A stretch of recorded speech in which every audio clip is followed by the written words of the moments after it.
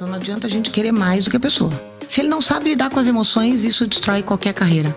Saber quem ela é, e para saber quem ela é, não é uma coisa simples. Para você fazer qualquer coisa na sua vida, você tem que se liderar primeiro.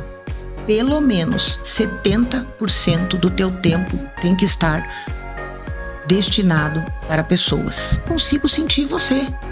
Quando ela falou isso, eu desabei. Quanto tempo faz que você não para ver o pôr do sol?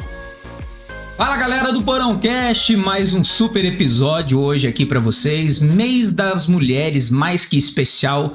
Esse episódio pra falar comigo. Nesse mês a gente vai só reproduzir, só lançar no ar episódios com mulheres. E esse primeiro episódio eu convido pra falar comigo ela que é formada em Master Coach, PNL, já trabalhou em praticamente todas as instituições financeiras e já formou mais de 150 profissionais.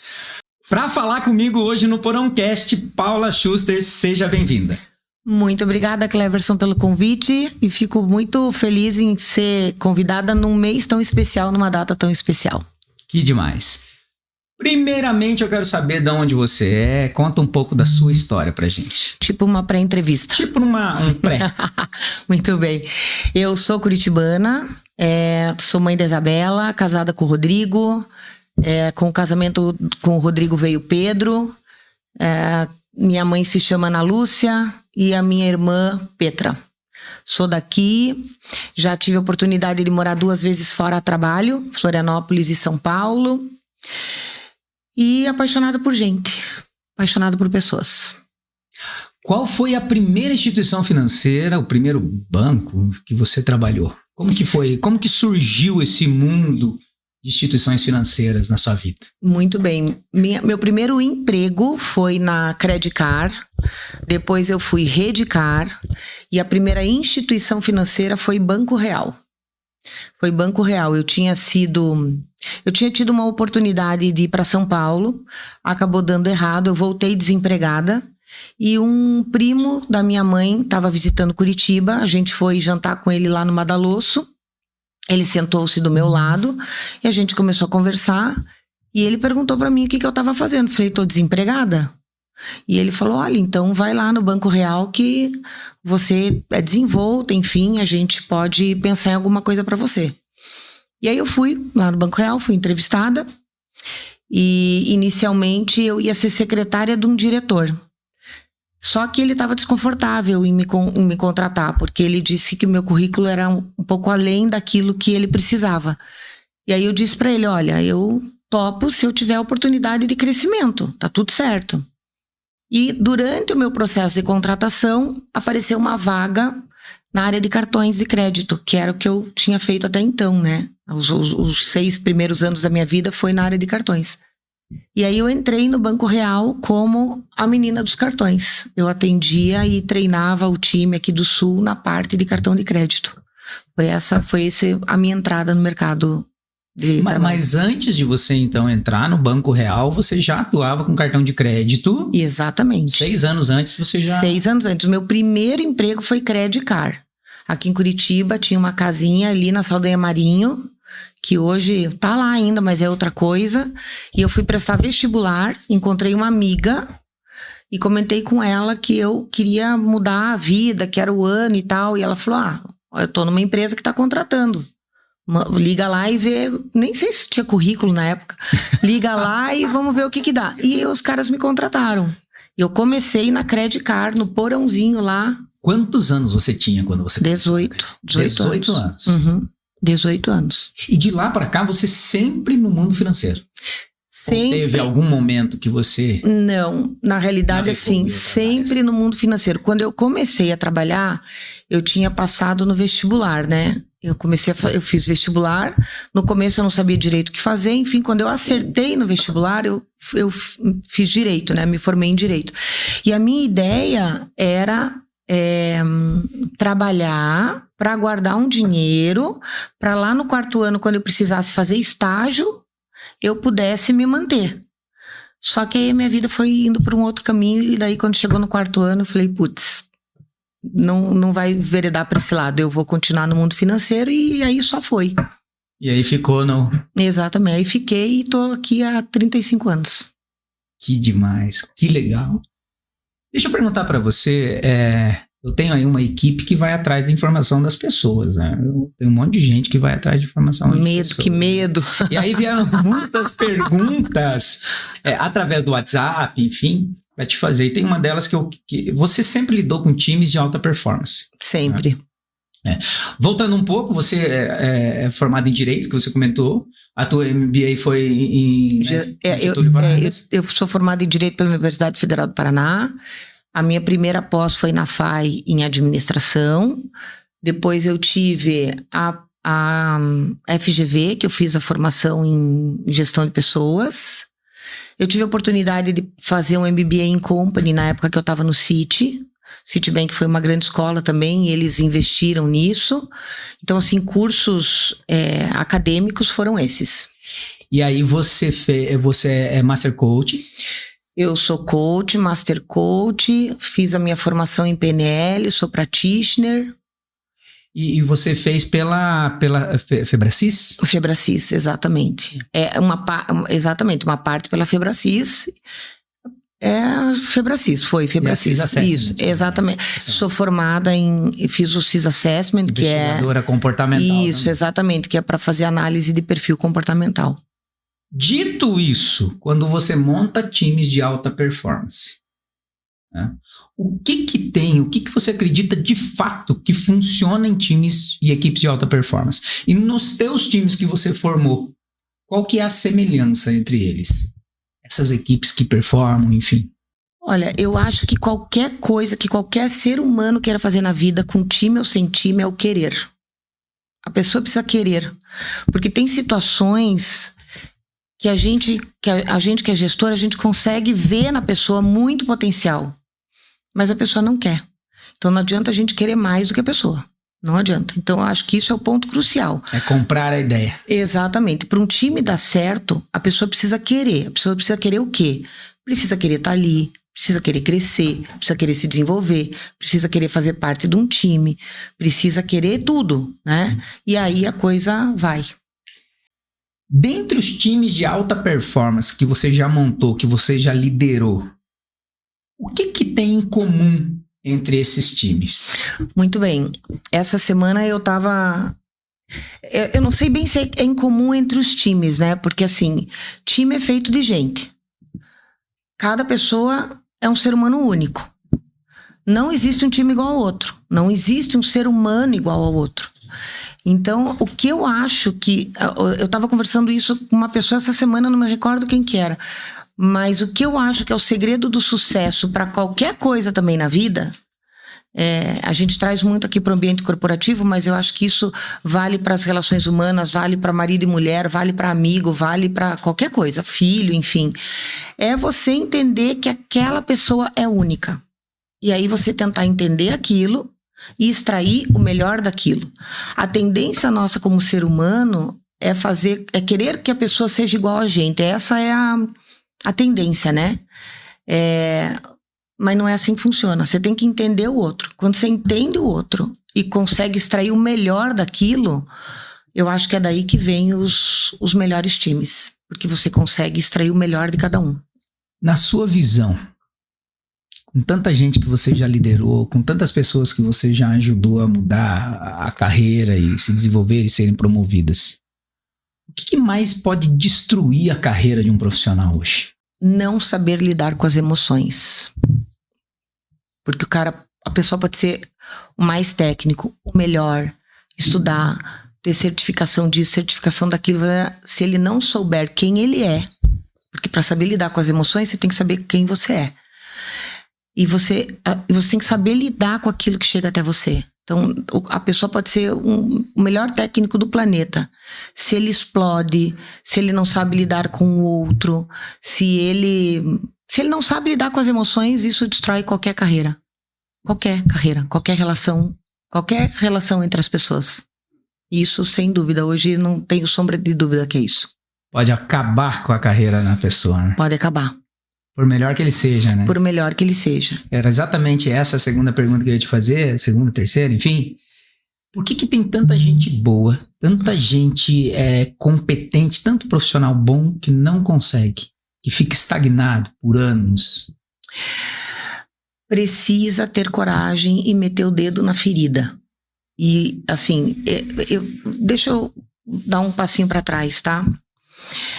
Até 2017, eu era louca, maluca, workaholic, Faria Limer, tensa, sei lá, usa qualquer expressão que você queira. Qualquer pessoa que que me conheceu e que conviveu comigo até 2017, era isso que a pessoa via da Paula. Sempre fui uma boa profissional, sempre fui atrás do que eu queria, galguei novos cargos, enfim e tal. Só que em 2017 eu vivi uma experiência e essa experiência mudou a minha forma de enxergar a vida, né? E eu acho que é um pouco disso. A partir daí, a partir dessa experiência, eu fui buscando mais autoconhecimento e mais autodesenvolvimento. E é muito engraçado isso. Eu que sou do mercado financeiro e faço muita entrevista, enfim, quando eu pergunto para um candidato numa entrevista, o que você está fazendo para se autodesenvolver? 99% das vezes a pessoa fala de certificações do mercado financeiro. E não é só isso, né? A pessoa, para ela, no meu entendimento hoje, passado por tudo que eu passei, porque um dia eu também tive 20 anos de idade. Eu vou fazer um parênteses, tá? No meu primeiro emprego na Credicar, nesse lá do porãozinho, eu tinha um gestor, que é o Gilberto, o nome dele. Eu sou muito grata a ele até hoje. Aliás, eu tenho alguns que estão gravados no meu coração. Porque se não fosse o Gilberto, talvez eu não estivesse aqui hoje. Esse cara teve muita paciência comigo. Pensa eu, 18 anos de idade, recém-saída das fraldas, fui trabalhar lá com ele. E eu era a moça do atendimento da Credicar. Então a gente tinha aquele negocinho assim, aquele handset, e eu passava 8 horas do meu dia. Atendimento Credicar, Paula, bom dia. Atendimento Credicar, Paula, bom dia. Atendimento Credicar, Paula, bom dia. E resolvia os problemas dos cartões de crédito, né? E a gente pegava clientes de tudo quanto é jeito, como até hoje acontece. E a primeira vez que um cliente surtou comigo no telefone, eu surtei com ele no telefone. Eu levantei da cadeira, arranquei aquele handset, joguei o handset, levantei e fui-me embora e não voltei, fui-me embora. No outro dia eu voltei, o Gilberto me pegou e falou assim, menina, vem cá, não é assim. E me deu um esfrega, foi o primeiro feedback bem dado da minha vida, né? E eu comecei a entender que o jogo era outro. Então, assim, isso é não saber lidar com as emoções, né? Porque chega na gente uma determinada coisa, um grito, uma situação, enfim. Você tem duas pessoas iguais, né? Eu uso muito um exemplo, eu falo do exemplo do careca, né? O careca que tá passando do outro lado. Tem um careca passando na rua, 2 carecas, né? E o cara chega e xinga eles. Um careca e tal, né? Tem o careca que diz assim, ok, eu sou careca mesmo e segue a vida, e tem o outro que fica brabo porque ele foi xingado de careca. Os dois são carecas, os dois receberam a mesma fala, só que um lidou de um jeito, o outro lidou do outro. E para você lidar dessa forma A ou forma B, você tem que saber lidar com essas emoções. E para você saber lidar com essas emoções, você precisa saber primeiro de tudo, você precisa saber quem você é. Primeiro. E depois você se autodesenvolver. E esse caminho é um caminho que eu costumo dizer assim, né? A gente fala um pouco disso, né, Cleverson? Você hoje tá na minha vida e a gente fala, quando você vê, você não consegue desver. Tudo bem, você viu, você não consegue desver, mas você tem a possibilidade de continuar vendo. Então você sobe um degrau na tua evolução e você pode parar naquele degrau ou continuar evoluindo. A decisão é sua, né? Desde 2017, depois dessa experiência que eu tive, eu resolvi continuar evoluindo. Então, desde lá, eu não parei. E aí, respondendo objetivamente a tua pergunta lá atrás, a pessoa precisa meter o dedo na ferida. Ela precisa saber quem ela é. E para saber quem ela é, não é uma coisa simples. Porque cada profissional hoje que está em qualquer cadeira, ele é um filho, ele passou coisas na infância, ele teve situações que ele passou, que ele carrega tudo isso com ele. Por que a pessoa explode? Por que a pessoa explode em algumas situações? Porque aquilo foi um gatilho de alguma coisa que aconteceu com ele que não está bem tratado. Entendeu? Então, assim, para ele estar tratado e saber lidar com calma e com, né, assim, de uma maneira leve, razoável com as situações que chegam até ele precisa meter o dedo na ferida e tratar. E hoje eu vou te dizer assim, ó, vou chutar um número, tá? Lá em 2017, 2018, quando eu comecei a fazer minha formação, esse número era 5%. 5% dos habitantes do planeta Terra sabem lidar com esse tipo de coisa. Com as emoções. Com as emoções. Sabem o que vieram fazer nesse planeta. E passado um tempo, numa outra formação que eu fiz alguns anos depois, esse número tinha caído para 2%. E a tendência, no meu entendimento, é diminuir por conta de rede social, enfim. É muito legal quando a gente usa isso pro bem, né?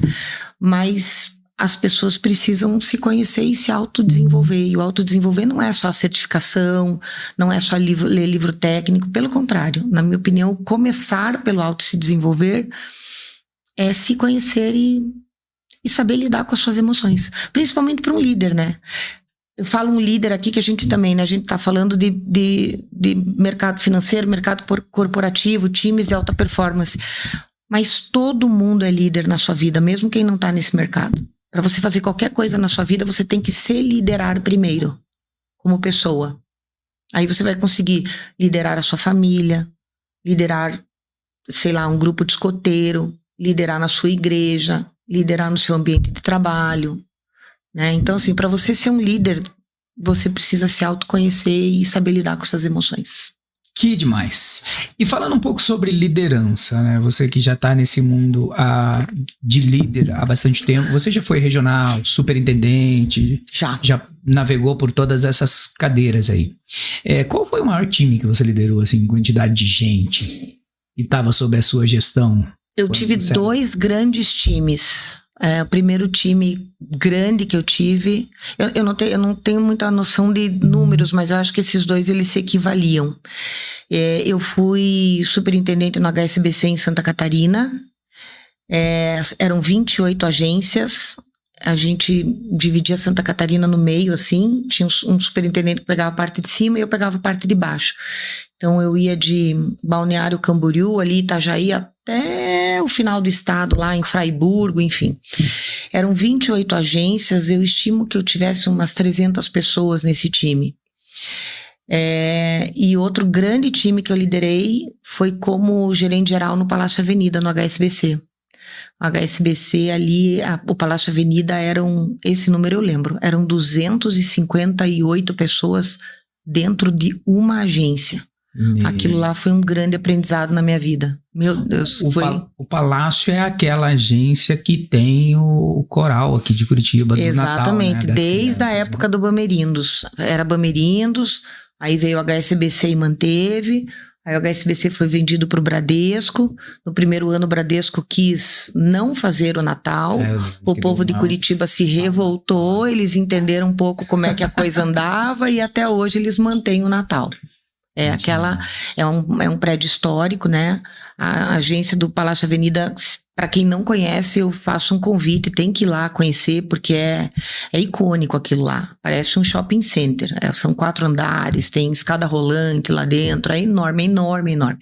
Acho que esses 2 foram os 2. Acho não, certeza que esses 2 foram os 2 maiores times que você liderou, que eu liderei, exatamente. Principal erro que você vê os líderes cometendo hoje em dia, em 2026? Não ser líder. Defina. Detalhe. Se você é líder, vamos lá. Isso é o que eu acho, são crenças minhas, né? A experiência me faz pensar assim. Então, quem concorda comigo, dá a mão pra mim, quem não tá, tudo certo, né?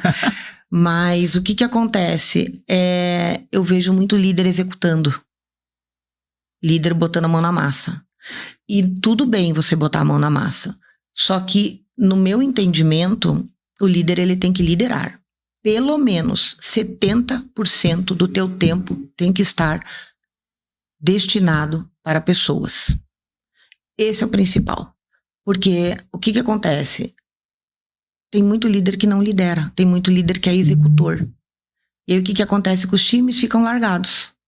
Todo mundo é profissional, todo mundo é responsável, todo mundo sabe o que tem que fazer, tá tudo certo. Se você tem, por exemplo, uma estrutura de agência hoje, vamos pensar no meu atual universo bancário, né?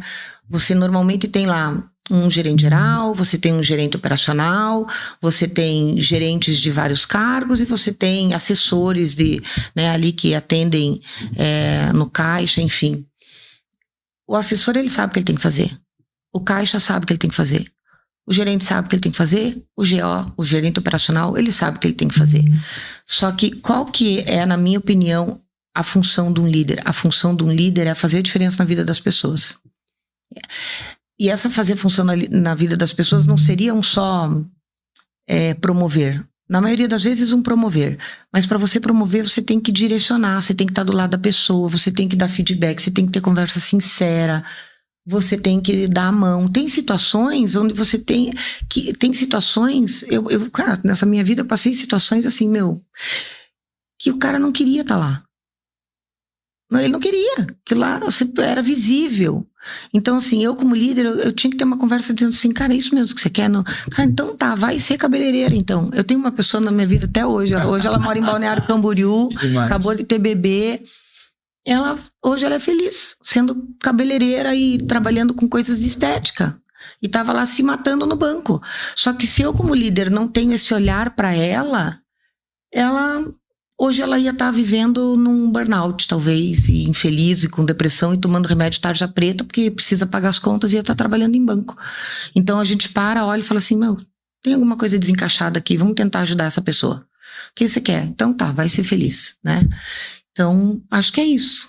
E faz total sentido, né? Porque às vezes as pessoas, elas assumem um cargo de liderança e elas continuam achando que elas têm que fazer. Elas não entendem que o resultado dela como líder vai vir das pessoas fazendo. Perfeito. Então, assim... Perfeito.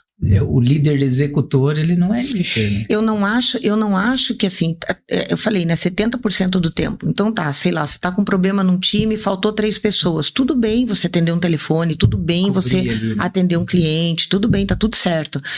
Sei lá, o teu universo tá com um problema lá de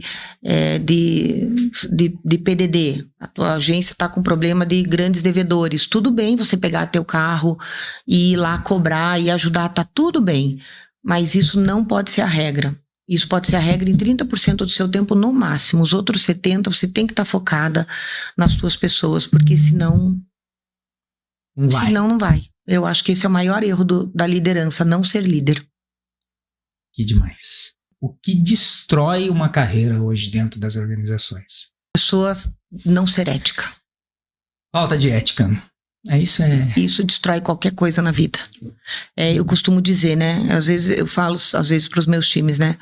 A gente no cargo de liderança, você faz muitas coisas, você lê documentos, você aprova muita coisa. Então, às vezes eu digo assim, pode ser até que eu seja um dia desligada por uma situação assim, de que, puxa, passou batido, enfim, mas eu procuro ler tudo, eu procuro cuidado com isso, né?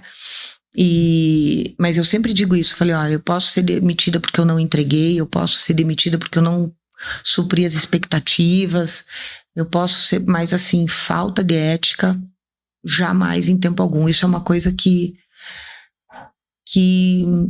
para mim eu não consigo conviver com isso. Eu me lembro uma vez, no City, que eu tive uma menina no meu time que fez uma bobagem, assim, e eu tava num momento, eu tinha 14 profissionais comigo naquela época. E eu, sei lá, tinha sobrado 4.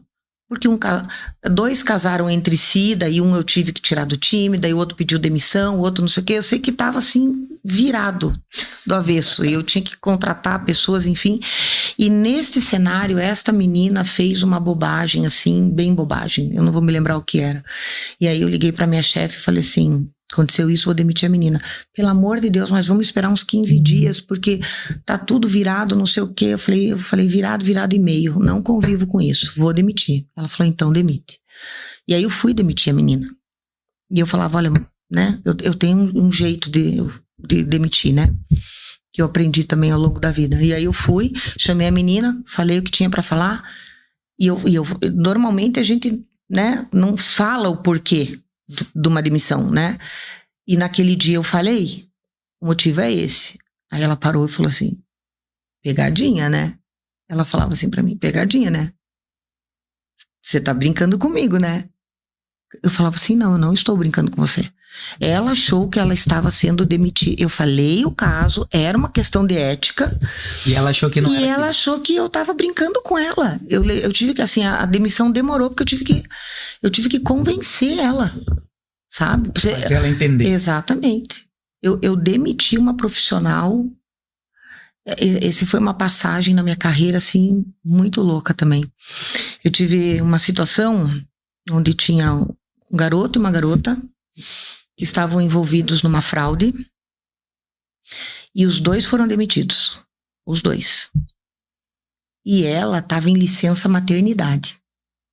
O banco demorou um pouco para fazer todas as apurações, entendeu que tinha realmente acontecido aquilo e o banco decidiu demiti-la no meio da licença maternidade. Tem um processo para isso, o banco paga todos os direitos, enfim.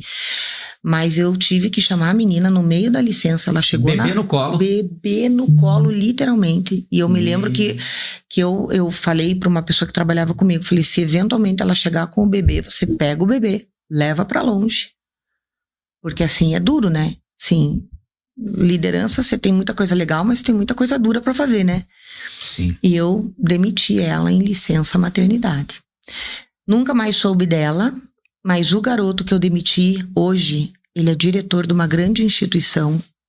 Ele é maravilhoso. Ele passou vários anos da vida não conseguindo olhar no meu rosto, porque ele morria de vergonha. Ele foi fazer terapia, ele não sei o quê, enfim. E num dado momento da vida, eu fui falar com ele. E eu disse pra ele assim, se livre disso. Porque...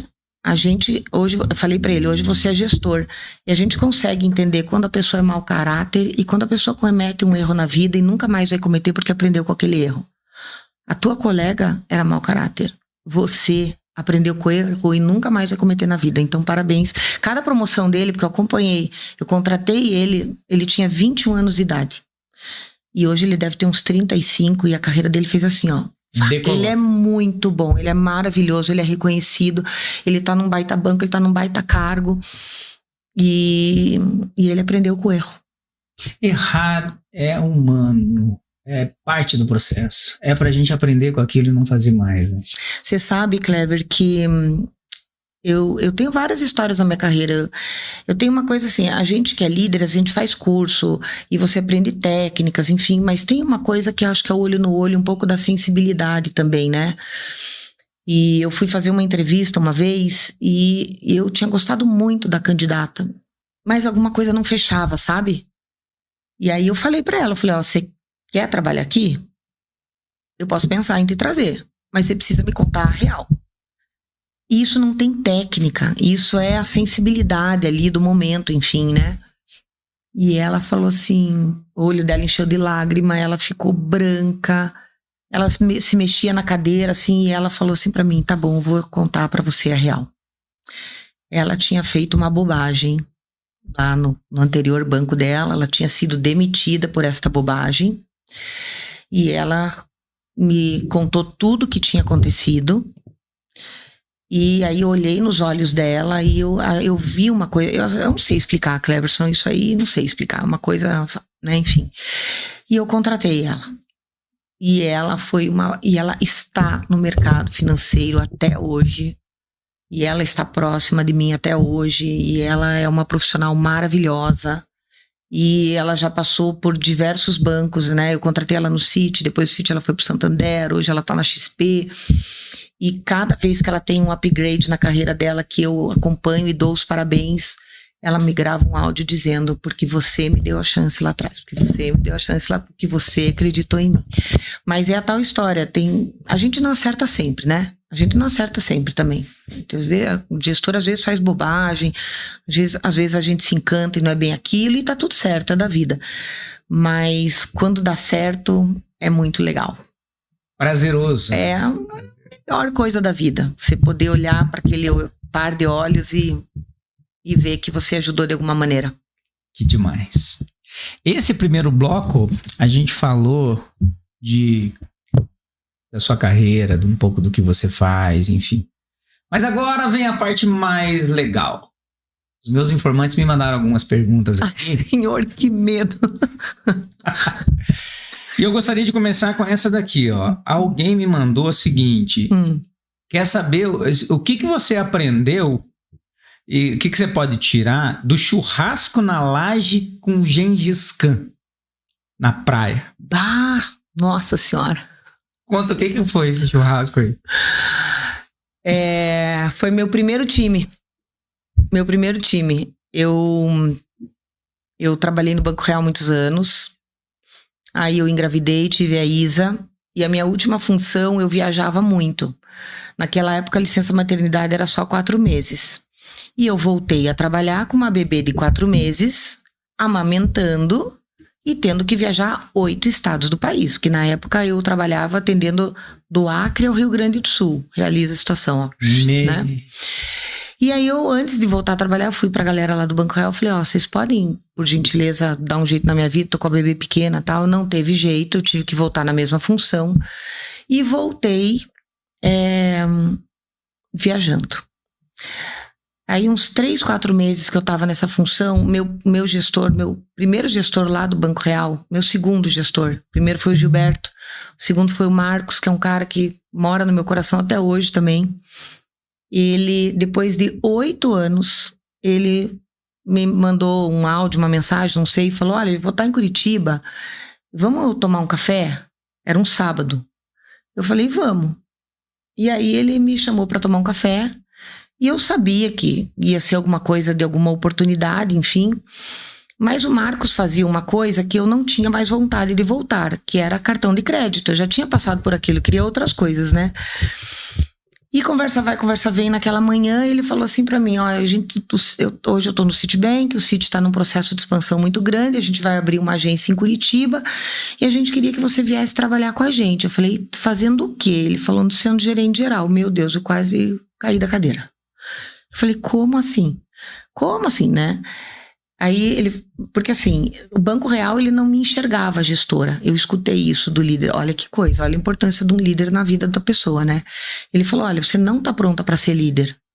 Então não dá pra gente fazer nada com você. Tinha uma questão salarial lá, enfim, para você ficar na rede de agência, você tem que ser líder. Como a gente não te enxerga líder, então você vai ficar na cadeira que você tá. Então, boa sorte, vai lá viajar com a tua filha de 4 meses, tipo, se vira. E um outro cara que fazia 8 anos que não me via, lembrou do meu nome, me chamou pra uma entrevista. E eu falei, cara, eu vou fazer esse negócio aí. E fui. Não, foi muito engraçado, porque aí ele chamou um outro gestor, que era o cara que ia ser meu chefe mesmo, que era o Rogério, e ele falou, você topa? Eu olhei pros dois e falei assim, vocês acham mesmo que eu vou dar certo nesse negócio? Assim, eu topo, se vocês acharem que eu vou dar certo, eu vou, né? E fui, foi meu primeiro cargo de gestão. Time. Meu primeiro time. E eu assumi um time que tinha, não me lembro a quantidade, talvez 5, 6 gerentes, todos homens.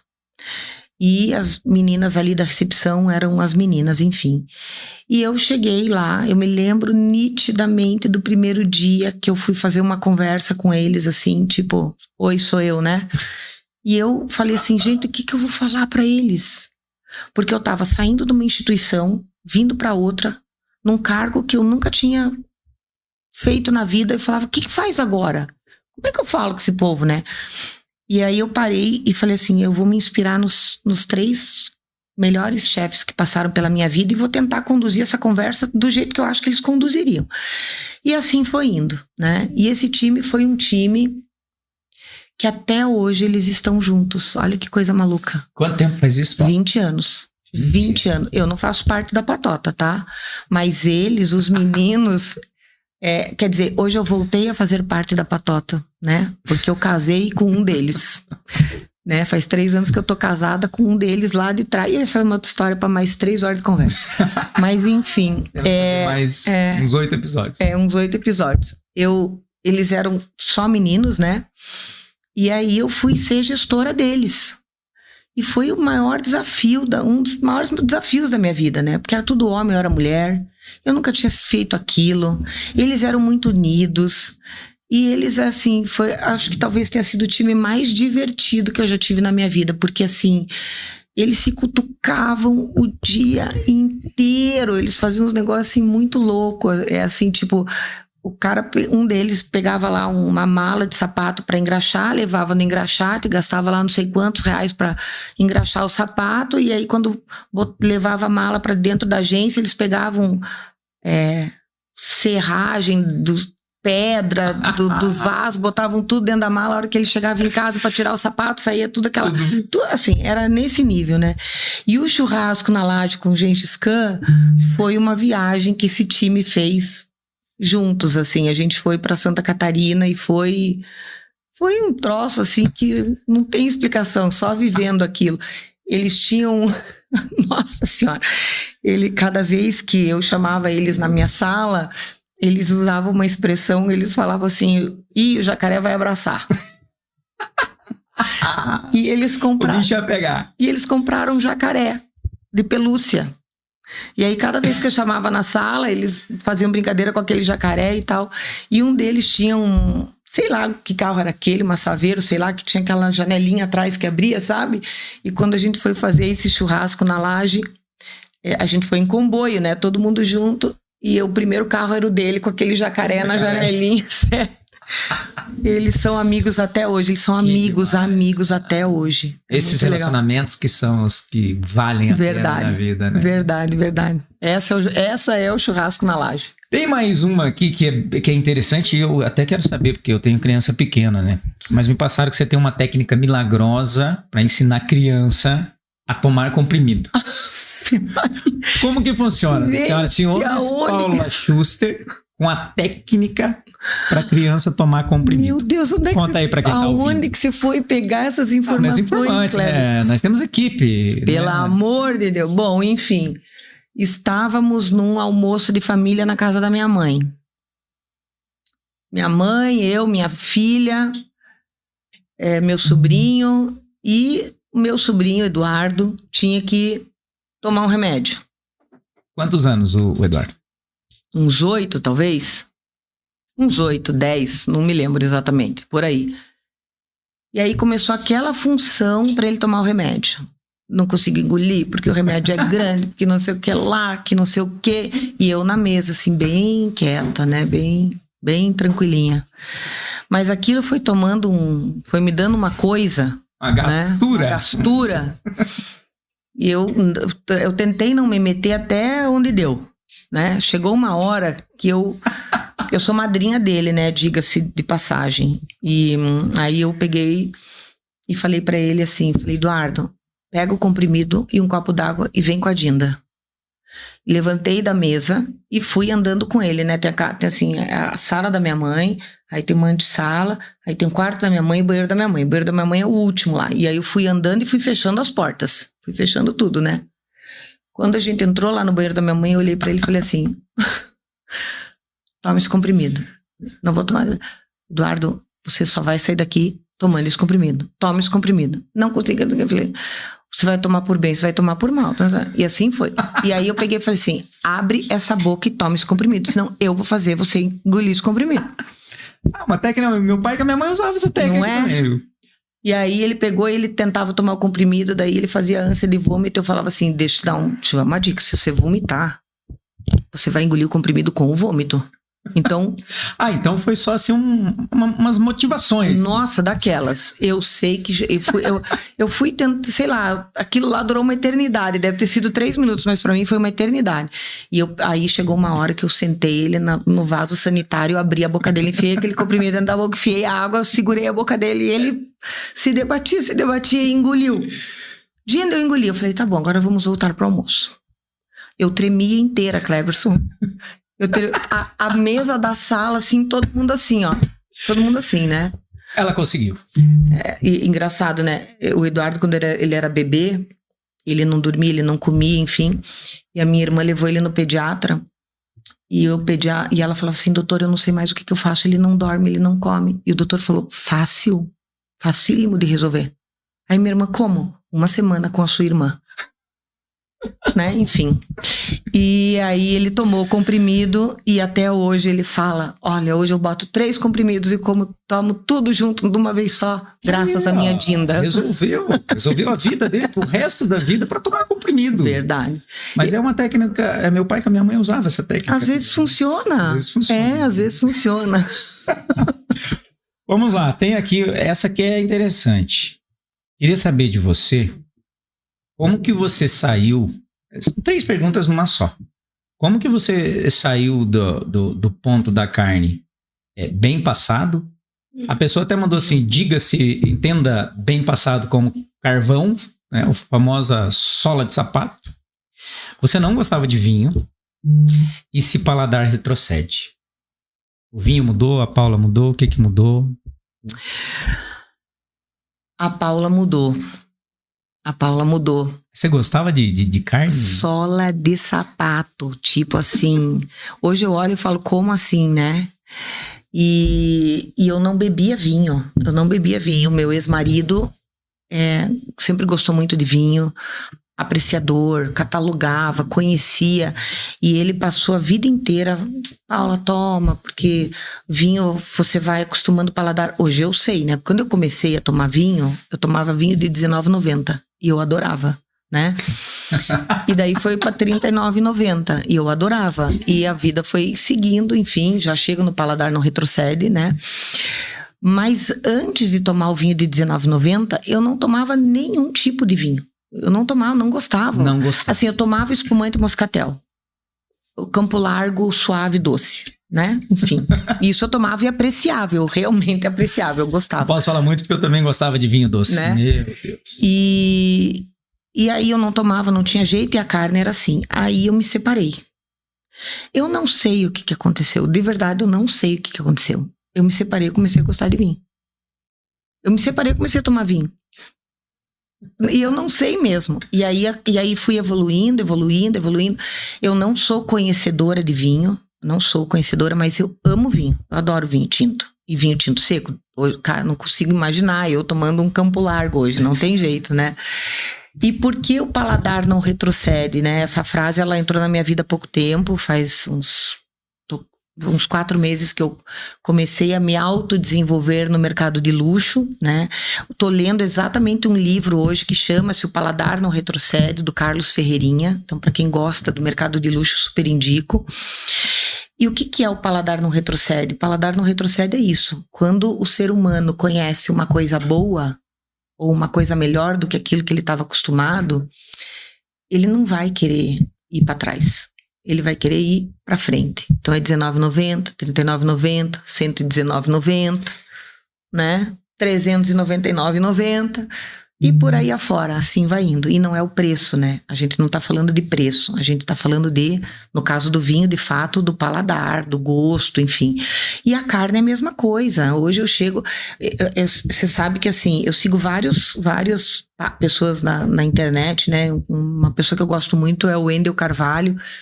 E ele fala muito assim, se você vai num lugar e você pede assim, uma carne, eu quero uma carne mal passada, e a carne vem ao ponto, você tem que devolver, porque você pediu a mal passada. E a mal passada é o que você quer, o que você merece, o que você tá pagando, enfim.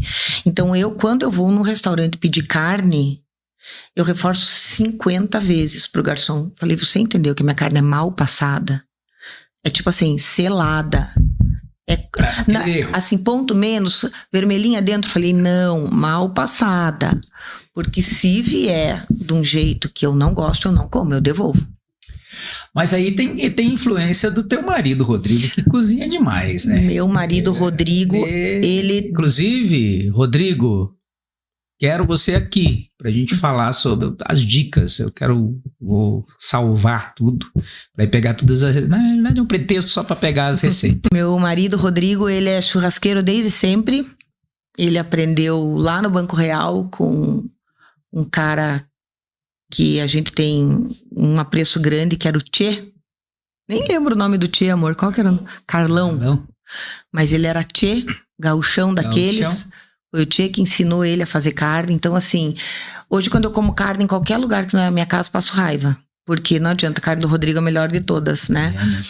E o Rodrigo acabou na pandemia, ele acabou se desenvolvendo nessa coisa da culinária. E ele é super autodidata, ele nunca fez um curso. Então você fala pra ele assim, eu quero uma brusqueta. Ele vai na internet, vê 5 receitas de brusqueta, faz a dele e fica super boa, e é assim que é com todas as receitas. Então a carne, com certeza, é influência dele. Porque aprendi a comer carne, né? Carne de verdade. A comer carne de verdade. Carne de suco da carne. É verdade. Mais uma pergunta que veio aí do pessoal. Como você se tornou Miss? Miss? E o que aconteceu na sequência? Pelo amor de Deus, gente, onde é que vocês foram pegar tudo isso? Time de investigação do entrevistado. Ai, senhora, bora lá. Na minha juventude, há muitos anos atrás, eu frequentava o Santa Mônica Clube de Campo. E aí teve um dia que eles fizeram, tinha um concurso de Miss para ser Miss Santa Mônica.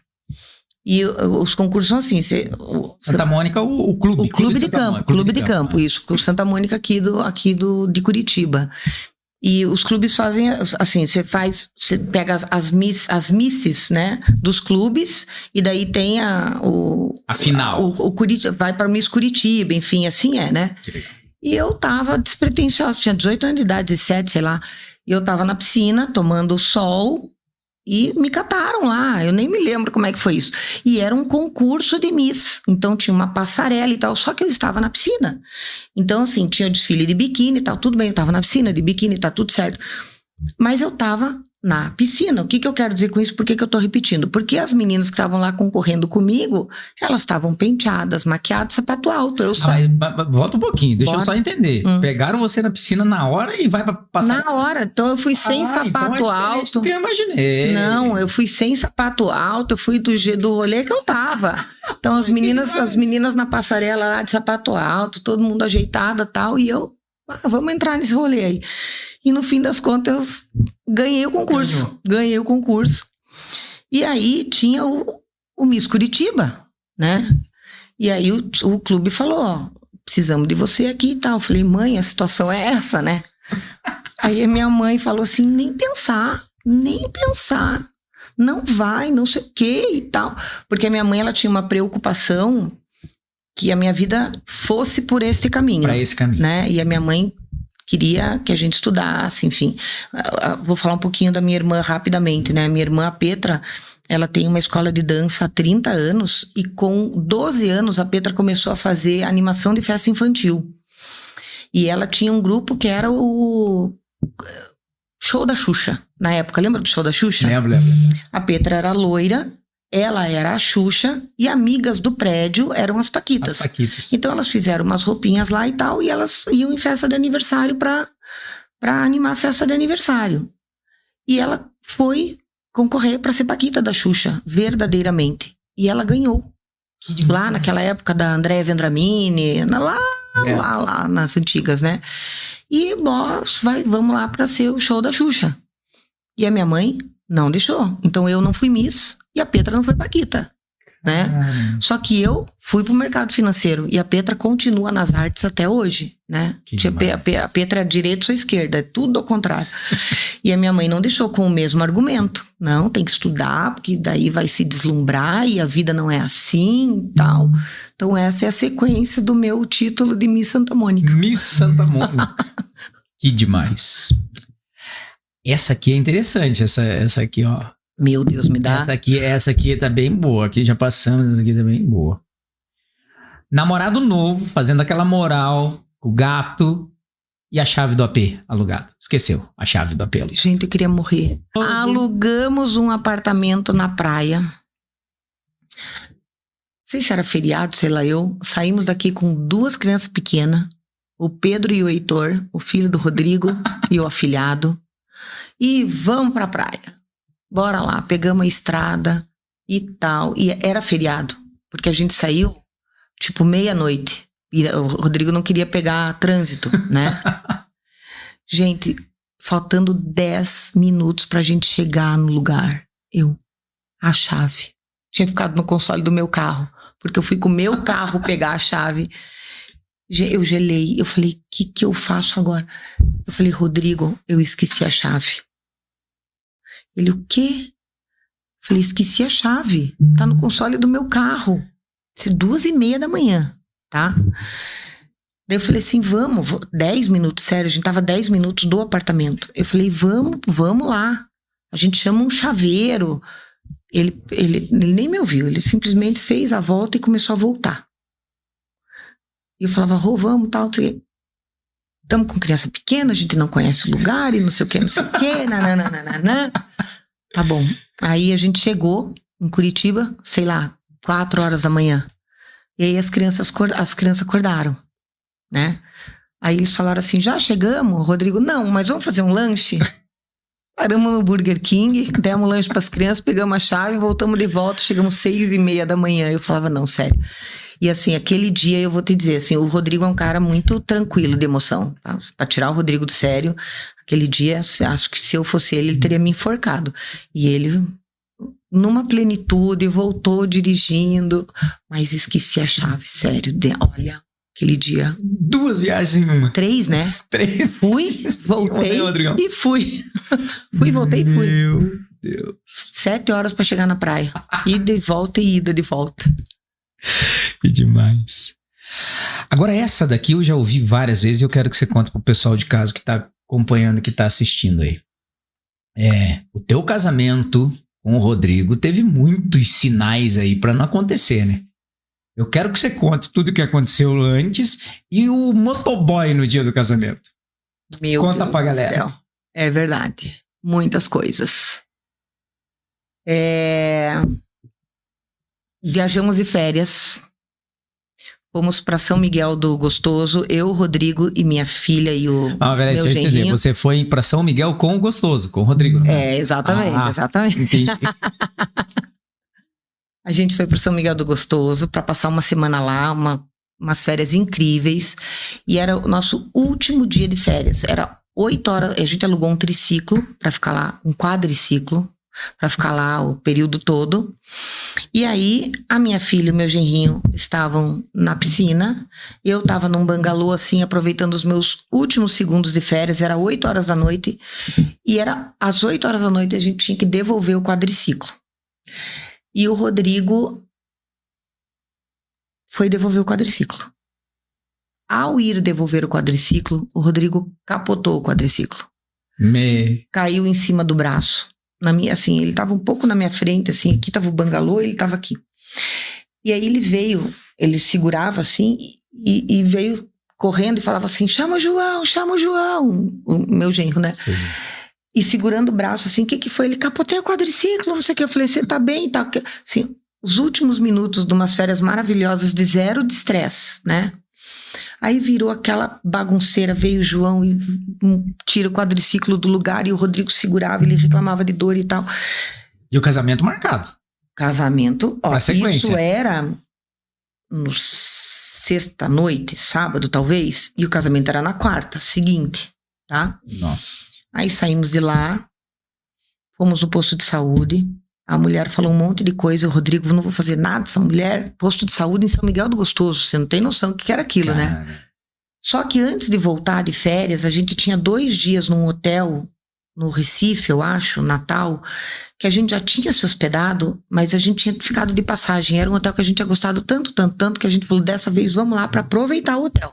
Então a gente ia sair de São Miguel do Gostoso, passar 2 dias nesse hotel, para daí voltar para Curitiba. Depois voltar. E o Rodrigo, dor no braço, compramos uma tipóia, enfim, chegamos na capital, né?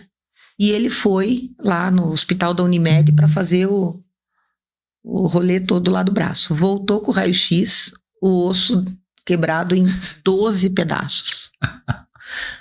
Aí a gente ficou... Caprichou no capotado. Caprichou. Ele caiu bem em cima do braço. Aí ficamos 2 dias no hotel, tentando aproveitar, ele sentado numa cadeira, segurando o braço, porque ele morria de dor, pensa tudo quebrado, né? Fomos pegar o voo com o braço quebrado. Chegamos em Curitiba. Ele foi avaliar com 2 médicos aqui em Curitiba, cirurgia. Um cirurgia, outro não, enfim, ele optou por fazer cirurgia, né? E o nosso casamento acho que era na terça, porque ele fez cirurgia na quarta. E aí eu falei assim, Rô, vamos cancelar. Você tá com o braço quebrado, não sei o quê. É que pra gente marcar esse casamento foi uma coisa engraçada também, porque a gente foi no cartório entrar com a papelada lá atrás, e aí fui eu, ele e 2 padrinhos que seriam testemunhas, né? Só que Paula, não sabia que a gente ia ter que sair lá do cartório com a data marcada, né? Eu achei que era só pra assinar e tal. Quando começou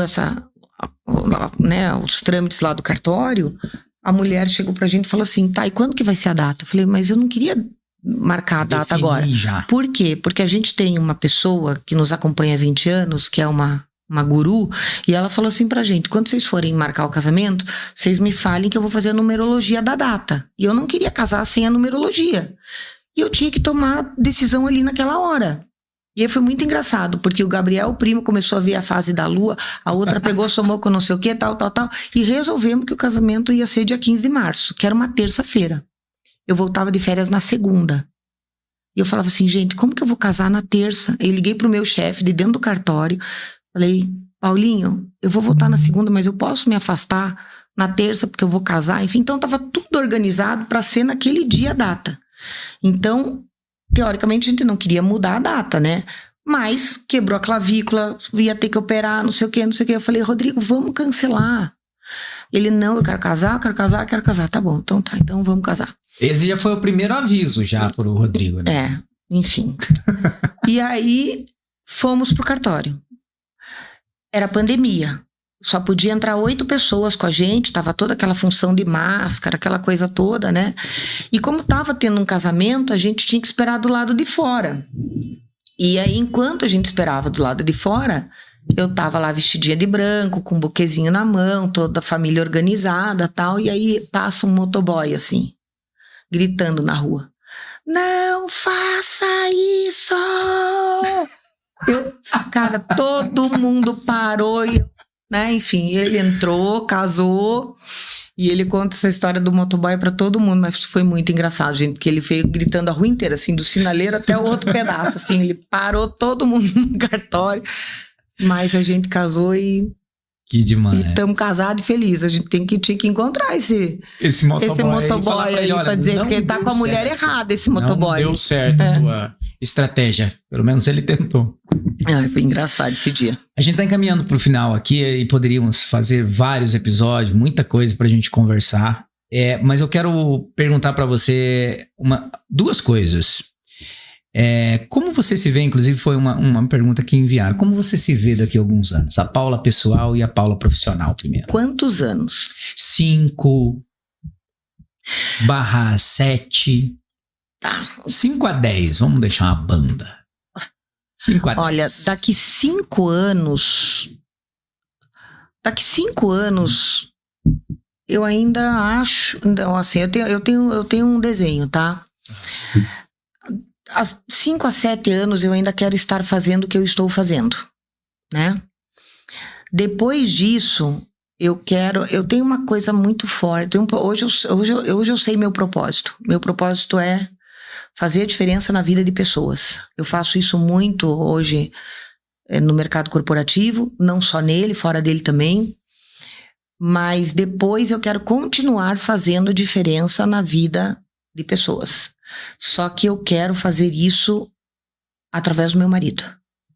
Eu quero estar nos bastidores ajudando e fazendo ele a fazer. Eu não sei se eu quero ele. A gente ainda não sabe ainda o que isso vai ser. Isso não está claro para nós. Mas ele tem que achar o caminho dele. Para mim está muito claro que o meu caminho é apoiar ele nessa. É estar. Eu uso uma frase que é ser a Paula do Rodrigo. E ser a Paula do. Eu sou esposa, enfim, mas não é isso. No ambiente de trabalho, eu quero ser a Paula do Rodrigo. Eu quero apoiar ele, eu quero estar nos bastidores, eu quero fazer por ele, mas é ele. Eu quero estar. Que demais. Nos bastidores. Quantas pessoas? Mas, daqui a uns 15 anos. A gente quer morar na beira da praia, abrir um bistrô. A ideia é essa, ó. Lajezinha, Gengis Khan. Estar na beira da praia, abrir um bistrô. Que demais. E o Rodrigo, ele quer um cardápio que não tenha preço. Que a pessoa vai lá, coma e pague quanto ela acha que vale. Esse é o nosso sonho. Ele vai comer a comida e vai dizer, nossa, isso vale 300, isso vale 100. E a pessoa vai pagar aquilo que ela acha que vale. Isso é daqui uns 15 anos. Você começou respondendo que o seu propósito é ajudar pessoas. Quantas pessoas te procuram por mês, aproximadamente? Clever, 10, 15, eu não 20? tenho mais, eu acho. É muita gente. É mais, assim... Então, quando eu falei que você ajudou mais de 150 pessoas ali no começo... É mais. É muito mais. Eu vou te dizer uma coisa. Hoje, na função que eu estou exercendo hoje, que dentro da instituição que eu tô, me deu uma visibilidade muito grande, porque até então eu estava no mercado da alta renda. Muito bem, eu continuo no mercado da alta renda. Só que a função que eu exerço hoje, eu tenho interface com todas as áreas do banco. E eu tenho 35 anos de carreira, então eu tenho gente em todos os lugares, em todos os bancos, enfim, né? Você já visitou instituições financeiras comigo, você sabe como é que é. As pessoas me conhecem, enfim. Então, eu vou te dizer que, assim, essa interface que eu tô tendo com as outras áreas, e essa exposição que minha atual cadeira me dá, faz com que gente de tudo quanto é lugar me procure. Então, eu realmente não tenho uma noção, eu não tenho esse número, nunca parei para contar. Mas eu tenho percebido que... Só aumenta. Só aumenta, exatamente. Às vezes eu tenho a impressão que falta espaço na agenda, mas como gente para mim é prioridade, a gente vai dando jeito em tudo. Entendeu? Mas eu não tenho noção, de verdade, não tenho noção quantas pessoas. Que demais. E pra gente fechar, eu quero saber de você, como que foi a tua experiência lá em 2017? Como que é a fé pra você? A tua experiência com Deus? Fala um pouco desse... Cara, muito legal terminar com essa pergunta, porque essa pergunta talvez deixe um gostinho para um podcast para falar próximo só disso, episódio, né? Como eu falei, eu sempre fui louca, né? Workaholic. Louca, assim. Essa pergunta, a resposta vai ficar um pouquinho extensa, porque eu vou fazer um pano de fundo aqui. Sim. Eu, desde pequena, eu nunca tive vontade de casar e ter filho. Quando eu me lembro, eu com 5 anos de idade, eu sou a neta mais velha, então a gente brincava todos os primos juntos, mas eu era a gerente geral. Eu que mandava na galerinha, né? E eu me lembro que a minha mesa era a melhor de todas as coisas dos brinquedos, o melhor era o meu, e eu fazia o cheque, né? Eu pegava folhas de papel e pegava um alfinetezinho, ia furando aquelas folhinhas de papel, assim, só pra fazer aquele crack do cheque, sabe? Que demais, cara. Então, assim, a vida inteira eu tinha essa coisa. Eu tinha um sonho de ser uma executiva de uma grande empresa. Eu nunca quis casar e ter filho. Ok, casei, tive filho, show de bola. Meu primeiro cargo de grande executiva foi no Citi, né? Eu fui superintendente do Citi. Quando eu cheguei nessa função, quando eu fui promovida para esta função, foi uma sensação que eu não sei explicar, do tipo, cheguei onde eu queria, né? E foi muito legal, e a carreira seguiu, e como é louco, né? Aquilo era o que eu mais almejava naquele momento. Depois passa o tempo, a gente vai dando valor para outras coisas, enfim. Louca workaholic. Beleza. Num dado momento da minha vida, eu me separei do pai da Isa. E o momento da minha separação foi um momento muito difícil. Eu acho, isso de novo é uma crença minha, eu acho que o ser humano, para ele ter uma mudança muito expressiva na vida, tipo aquela virada de chave assim, uau, ele tem que ter uma grande perda. E a minha grande perda foi o meu casamento. Porque o Fábio era meu namorado desde sempre, era a família perfeita, Isabela, profissão, tudo era maravilhoso. Não deu certo. Aquilo foi uma perda, assim, perda. E eu vivi durante 2 anos, assim, um luto no meu casamento, por conta do término do meu casamento, né? Pra você ter uma ideia, quando eu me separei, eu não tirei a aliança do meu dedo. Eu fiquei com a aliança no dedo 8 meses. Só a minha família sabia que eu tinha me separado. Eu não conseguia falar pras pessoas. O Rodrigo, meu atual marido, era meu funcionário na época. Ele trabalhava comigo. E ele chegou até mim e falou pra mim assim, olha, ele falou, eu fui numa mulher que eu acho que você precisa, que você vai gostar, que tem tudo a ver e tal. E eu tava num momento que era assim, ó, eu tava naufragando e qualquer madeira que passasse ali na hora eu me agarrava pra não me afogar, né? E aquela fala do Rodrigo era madeira passando ali para eu não me afogar. Eu falei, me dá o telefone dessa mulher aí, eu vou lá. E eu fui. Na época, Tânia Lima, nome dela. Porque na época, porque hoje ela mudou de nome, que ela é numeróloga, né? Daí os números vão mudando e ela foi mudando ao longo da vida. Isso foi... não tenho noção quanto foi, sabe? 28 anos atrás. 20, sei lá, 20 e tantos.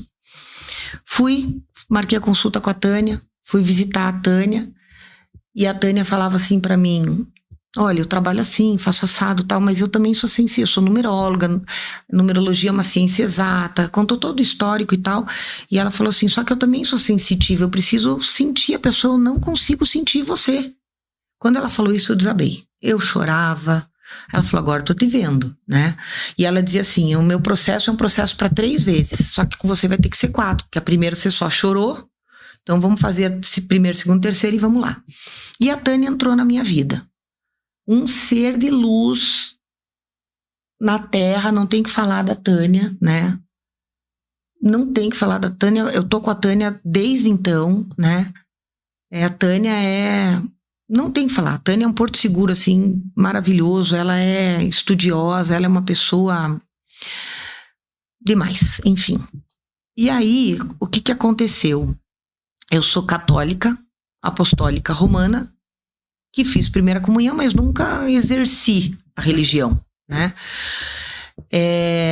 Conheci diversas coisas de religião por conta de times. No momento da minha vida, eu achava que só o catolicismo existia no planeta. Aí eu fui vivendo com times que foram me ensinando, às vezes de uma maneira dura, fiz muitas coisas erradas assim na minha vida por desconhecer a fé do outro, e fui aprendendo, e fui estudando, e conheci, fui em lugares para vivenciar, para entender, enfim. E a vida foi andando. E a Tânia... Toda a vida a Tânia falava assim pra mim, ela faz viagens que ela fala que são viagens iniciáticas, que é viagem pra mudar a vida do ser humano, pra pessoa se autoconhecer, ir pra dentro, enfim. E a Tânia tem uma viagem que ela faz que é pra Aurora, a Aurora é no Uruguai, ela faz 2 viagens por ano pra lá, já fez 33 viagens pra lá, né? O ano passado foi a 33ª viagem pra lá. E ela monta grupos e leva esses grupos pra lá. E desde então ela fala pra mim, tem que ir pra Aurora, tem que ir pra Aurora, tem que ir pra Aurora, tem que ir pra Aurora. Ela ficou 12 anos me convidando 2 vezes por ano, ou seja, eu recebi 24 convites pra ir pra Aurora. E eu nunca fui, porque eu não tinha dinheiro, porque eu não tinha tempo, porque eu tava trabalhando, sei lá. Muito bem. 1 mês de fevereiro, de noite, 4 horas da manhã, eu levantei e fui ao banheiro. Nunca eu pego no celular de madrugada. Nunca. Naquele dia eu peguei. Quando eu abri o celular, entrou no Facebook a Tânia. Estou em Curitiba. Vou falar sobre o amor. Se você se sentir chamado, venha. E estava lá o endereço do Centro Semeando Luz aqui de Curitiba. Eu falei, vou lá. Fui assistir a palestra dela. Tive vontade de marcar uma outra consulta com ela e fui no dia seguinte fazer a consulta. Quando eu cheguei na consulta lá no dia seguinte, ela falava assim pra mim, menina, pelo amor de Deus, menina, você tem que ir. E ela nunca tinha feito isso. E eu me lembro da frase, ela disse assim pra mim, você tá assim, ó, um sopro do que precisa acontecer na tua vida. Um sopro. Naquela ocasião eu trabalhava no Bradesco, eu era HSBC, que foi vendido para o Bradesco, estava naquele momento da fusão. Quem é do mercado financeiro sabe tudo que aconteceu naquele momento. Era soco, pulo e grito, aquela migração lá para o Bradesco, e eu era gestora só do Palácio Avenida, ou seja, um inferno na torre. E eu falava, Tânia, não tem como eu ir, não tem como. E ela falava assim, conhece esse cara aqui? E apontava assim, igual esse quadro aqui. Conhece esse cara aqui? Eu falava, não, Padre Pio. Vai pra casa, lê a história dele, reza pra ele e pede pra ele pra você ir pra Aurora comigo. E eu cheguei em casa e comecei a pesquisar do Padre Pio. Eu falava, juro, foi bem assim. Eu falava assim, seu padre, a Tânia disse que eu preciso falar com você. Conversava com Então, ele. eu conversava, né? Eu acho improvável, mas vamos lá. Falou, eu vou obedecer. Então, tararana. Enfim, para encurtar a história, que também para eu conseguir chegar a ir foi um auê. E eu fui para Aurora. Eu paguei a viagem e eu fui em abril de 2017. 5 dias com a Tânia, 16 horas de autoterapia. Eu não tinha a menor noção do que era aquilo. Eu me lembro que quando eu subi, eu peguei o avião, cheguei em Porto Alegre. Porto Alegre, a Tânia tem um centro enorme, que chama-se Semendo Luz, em Caxias do Sul. Então, a grande maioria das pessoas que segue, hoje não, porque a Tânia na pandemia explodiu, ela tá com mais de 100 mil seguidores, né? Enfim. Mas naquela ocasião, não tinha rede social, nada dela. As grandes pessoas próximas delas eram da Serra Gaúcha. Eu sei que parou o ônibus lá no aeroporto no Rio Grande do Sul, e eu entrei naquele ônibus. Eu era a 28ª elemento daquele grupo, e eu olhava aquilo e falava assim, que eu tô fazendo aqui? Que eu tô fazendo aqui? Ok, já tava ali, subi, fui, e o rolê começou a acontecer. A viagem começou a acontecer. E aí, o que aconteceu? O que foi a virada de chave para mim? Aurora Aurora em si é o nome da fazenda da família do Padre Pio. E a gente faz meditações lá. Não tem nada, é um descampado assim, né? E aí, num dado momento, a gente tava fazendo uma meditação com uma musiquinha de fundo, aquela coisa de meditação. E a pessoa que conduz uma meditação guiada, ela vai falando um monte de coisa, aquela vozinha assim e tal. E é muito louco, porque são 28 pessoas, mas cada uma escuta o que quer, né? Mas parece que aquilo que ela tá falando vale para todas as pessoas. Eu sei que ela chegou aqui no meu ouvido, assim, ó. Ela tava lá. Sei que lá, nananã, tal, aquela musiquinha de fundo, tal. E ela passou aqui no meu ouvido e falou assim: quanto tempo faz que você não para ver o pôr do sol? Me emociono. Porque eu tinha 44 anos de idade e eu nunca tinha parado para ver o sol. E aquela frase, eu não sei quem assistiu o Alice no País das Maravilhas, mas era eu caindo naquele túnel, sabe? Da Alice do País das Maravilhas. No meio da meditação, eu senti assim, eu caindo, falava, gente, o que eu tô fazendo aqui nesse planeta, né? Aí não era na viagem, a viagem começou a fazer total sentido pra mim. Falei, o que eu tô fazendo na Terra? O que eu tô fazendo aqui? Que 44 anos eu nunca parei pra ver o sol. E aí um adendo, um parênteses. Isso era abril. Em fevereiro, eu fui passar o carnaval no Rio de Janeiro, na casa de uma amiga. Todo mundo era casado, menos eu e a Cris. Então, eu e a Cris acabamos sendo amigas ali, que os casais faziam coisa de casal e eu fazia coisa de amiga com ela. E a gente, super bem hospedada na casa daqueles amigos e tal, num fim de tarde, a gente foi sair para dar uma andada no calçadão. E a Cris olhou pro céu e tinha, sabe quando tem aquele buraco no céu e aquele sol maravilhoso? E ela olhou pra mim e falou assim: vamos parar pra ver o pôr do sol? Fevereiro, tá? Eu tava em abril, em Aurora. E você tá louca? Que pôr do sol? Tô no Rio de Janeiro, vim curtir o carnaval, tô solteira, tô no calçado, você tá louca. E a Cris, eu tinha sido chefe da Cris, né? Aliás, talvez eu fosse chefe naquela ocasião, ainda não me lembro. A Cris, vamos obedecer essa maluca aí, né? E tal. Seguiu. A primeira pessoa que eu falei depois que eu vivi aquela experiência foi a Cris, para pedir desculpas para ela, porque ela já sabia contemplar a vida e eu não. E toda vez hoje que acontece alguma coisa do sol, assim, a gente se fala pelo Instagram, porque aquilo mudou a minha vida, porque foi uma frase que me fez entrar para dentro e falar assim: quem é você nesse universo, Paula? O que você tá fazendo aqui? O que você tá fazendo aqui? Peguei o ônibus, voltei embora. Eu não queria sair daquele ônibus. Eu tinha uma sensação que se eu saísse daquele ônibus eu ia morrer. É uma coisa esquisita, tudo sensação, tá? Voltei a trabalhar na segunda-feira. Parei meu carro no estacionamento, olhava aquele Palácio Avenida, falava assim, o que eu tô fazendo aqui?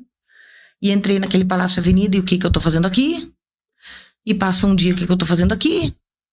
Daí na segunda-feira, eu me lembro nítido, era nítido, assim, eu fui voltar para casa, subindo ali a Padre Agostinho, e eu olhava o céu, porque daí eu comecei a olhar, né? Comecei a contemplar coisas que eu nunca tinha visto na minha vida.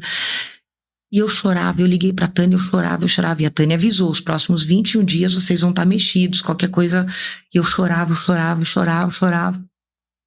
Na terça-feira, o meu chefe me chamou na sala dele pra me desligar. E ele era um cara, assim, que tinha vindo do HSBC comigo, era um cara que eu admirava muito, ele a mim também. Então, com toda aquela confusão que acontecia lá no HSBC, ele se apoiava muito em mim, porque ele não podia xingar ninguém, então ele, vem cá que eu preciso desabafar, e comigo ele desabafava. Eu não sei, assim, existe uma regra no mercado corporativo que é de bom tom você demitir a pessoa na sexta-feira e no ambiente dela. Era uma terça-feira e ele me chamou no escritório dele. Dele, né? E aí ele veio, falou comigo e eu falei assim, tá tudo certo. Onde que eu tenho que assinar, né? E aí ele falou assim pra mim, fala alguma coisa, tá braba comigo? Eu falei, eu não vou falar o nome dele aqui, né? Mas eu falei assim, fulano, deixa eu facilitar isso pra você, né? Deixa eu facilitar isso pra você. Daí ele falou assim, eu posso fazer alguma coisa por você? Ele falou, eu falei, pode. A única coisa que eu quero é me despedir do meu time, né? E ele falou, como que você quer fazer isso? Eu falei, você que me diz. Porque eu vou embora hoje. E você vai continuar com eles. Eu vou embora. Amanhã eu não tô mais aqui. E eu tinha muito respeito daquele time, né? E o Palácio Avenida era um negócio maior. O Palácio Avenida respondia por 40% do número dele. E aí ele reuniu as pessoas lá embaixo, né? Eu me despedi das pessoas dizendo assim, gente, façam valer a pena, né? Façam valer a pena. Só que antes de sair da sala, ele chamou o RH. Ela chorava. E eu tive que sair da sala, pegar um copo d'água para o RH no dia da minha demissão, né? E saí, e tá tudo certo. E hoje eu entendo que, assim, tudo acontece na vida da pessoa na hora certa.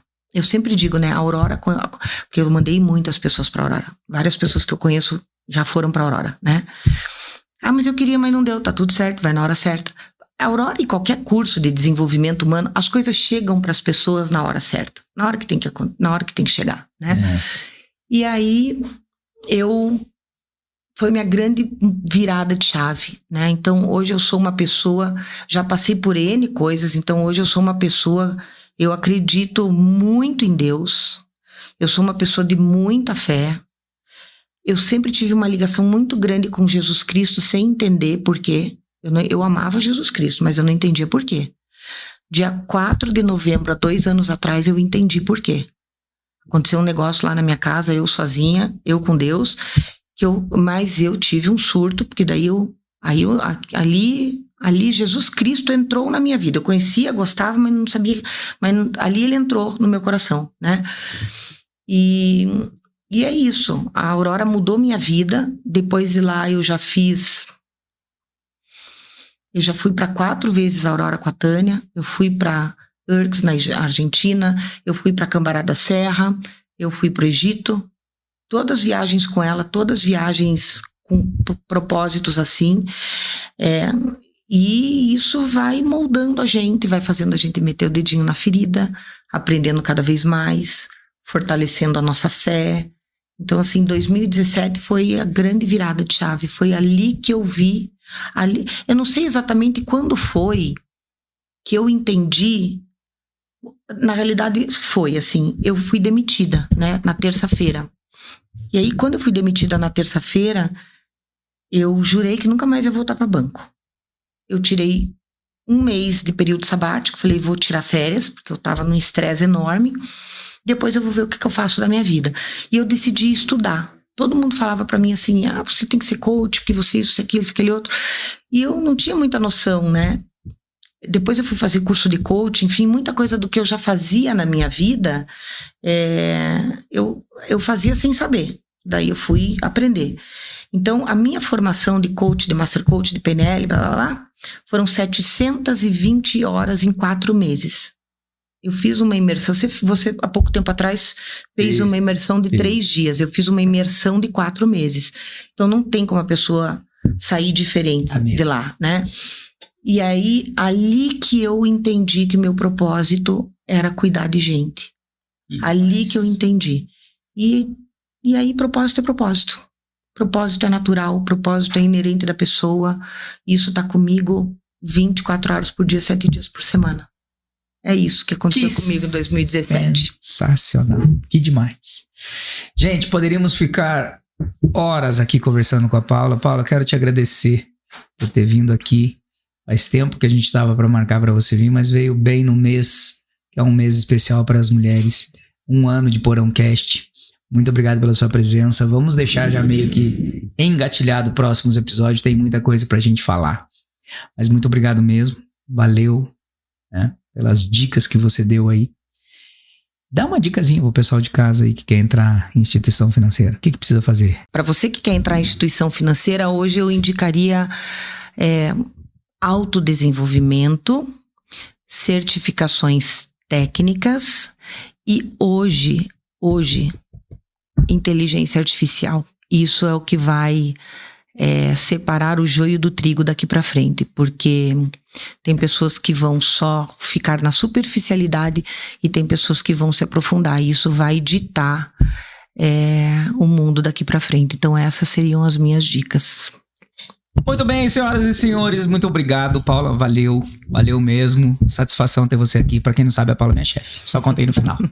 Valeu, gente, tchau e obrigado e até o próximo episódio.